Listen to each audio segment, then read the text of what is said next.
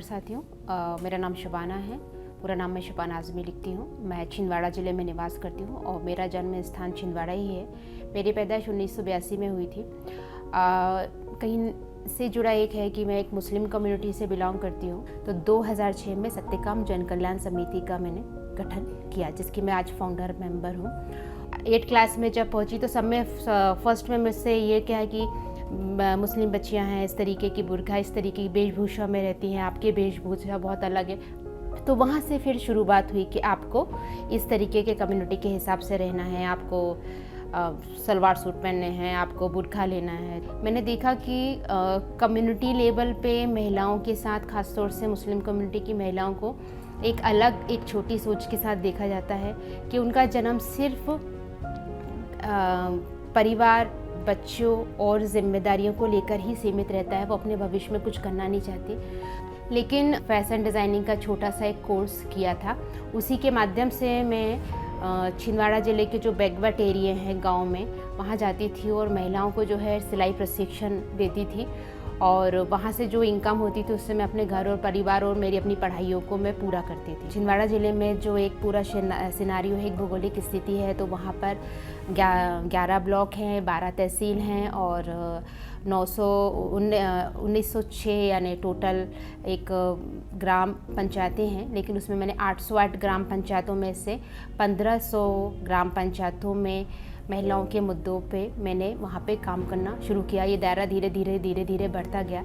लेकिन जैसे शुरुआत थी ऑर्गेनाइजेशन की कि संस्था को कैसे बनाना, तो समय पहले मॉडल क्लस्टर जन शिक्षा केंद्र के रूप में स्कूलों में एक छोटी ट्रेनिंगें होती थी। उसमें जो है बच्चों को लेकर अवेयर करना पड़ता था और उनके कौशल प्रशिक्षण दिया जाता था।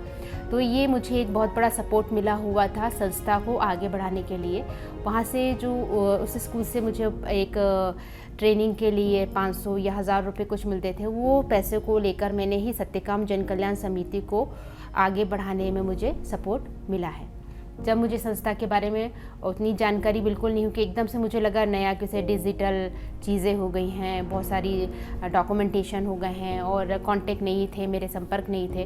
तो हमको NFI के साथ जुड़कर अंकुरण कार्यक्रम जो हमारी परियोजना है उसको लेकर हम उन समुदाय के बीच में हम जाने वाले हैं, जिसमें लेकर हमें एक मौका मिला किसी जिस तरीके जो क्राइसिस चल रहे हैं, जो कोविड के बाद संस्थाओं की स्थिति है, और NFI का एक बहुत अहम भूमिका हमारे लिए इस समय रही है महिला प्रतिनिधित्व होने के नाते, कि हमें एक मंच प्रदान किया है और ये मौका प्रदान किया है। इस भूमिका में हम लोग जब आए हैं NFI को जिस तरीके से अंकुरण कार्यक्रम जो एक नाम दिया है, तो हमें लगता है कि नहीं, हमें ये अंकुरण जो हमारे बीच में एक जो है बो दिया गया है और हमारे लिए जो है एक मौका जो हमें दिया गया है, तो ये समुदाय तक इसकी पहुंच होनी चाहिए। तो सत्यकाम की जब हम बात कर रहे हैं तो 2021 में जो है बहुत सारे जो क्राइसिस आए हैं, क्राइसिस इन द सेंस ये चीज़ें हैं कि हमें बहुत सारी जानकारियाँ नहीं थी या एकदम से बहुत बड़ी जिम्मेदारी हम लोगों के पास आ गई थी।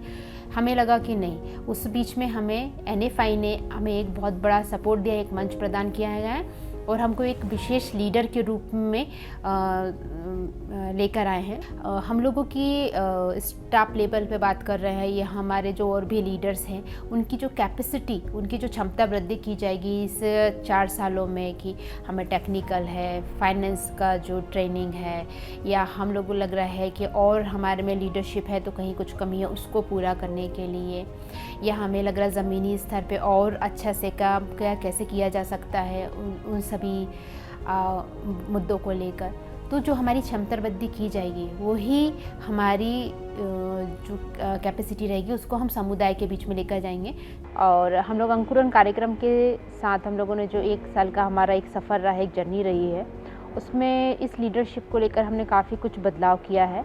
पहले तो खुद में एक लीडरशिप आई है और एक बहुत जिम्मेदारियों को समझने और जानने का एक हमें मौका मिला है, और संस्था जो है वो किस तरीके से चलाई जाती है उसके एक अहम पहलू को हम लोगों ने समझा है और बाखूबी इस पहलू को समझते हुए हमने एक जो कदम बढ़ाया उसमें हमें सफलता मिली है। उसका पूरा श्रेय जो है वो अंकुरण कार्यक्रम के अंतर्गत जो NFI है, NFI को ही जाता है कि NFI ने हमें एक मार्गदर्शन दिया और एक हमें ऐसा रास्ता दिया जिससे कि हम जिस वंचित समुदाय के साथ हम लोग काम कर रहे हैं उसमें हम लोगों का उद्देश्य पूरा हुआ है और समुदाय में हम लोगों की पकड़ बनी है। हम इन 3 चीज़ों को लेकर हम लोगों ने ज़्यादा अपने आप में बदलाव देखा है। पहला है कि हम लोगों का जो वित्तीय स्तर है वो मजबूत हुआ है। समुदाय स्तर में हम लोगों की जो है क्षमताएं बढ़ी हुई है और संगठन जो है हमारा संगठन में एक मजबूती आई है और ये तीनों जो चीज़ें हैं इन 1 सालों में हम लोगों को देखने को मिली है। जो एक डर था, जो एक समुदाय के बीच में काम करना और बड़े-बड़े डिसीजनों को लेना, आज हम लोगों में वो चीज़ें आई हो और हम लोगों ने ये डिसीजन खुद स्वयं लिया है। मैं अपनी ही बात करती हूँ, जब 2 साल पहले मैंने अपना एक ज़िम्मेदारी ली हुई थी, चाहे वो फाइनेंस है या फिर संस्था के तौर पर है, तो उस समय मुझे लगा था कि इतनी बड़ी ज़िम्मेदारी को मैं कैसे कर पाऊँगी। लेकिन जब अंकुरन के मार्गदर्शन में, अंकुरन कार्यक्रम के अंतर्गत NFI के सहयोग से हम लोगों ने इस काम को आगे बढ़ाया, तो एक हिम्मत आती गई और लीडरशिप जो है वो बोल्डनेस हम लोगों में आई, एक बल मिला हम लोगों को अंकुरन से, NFI के माध्यम से।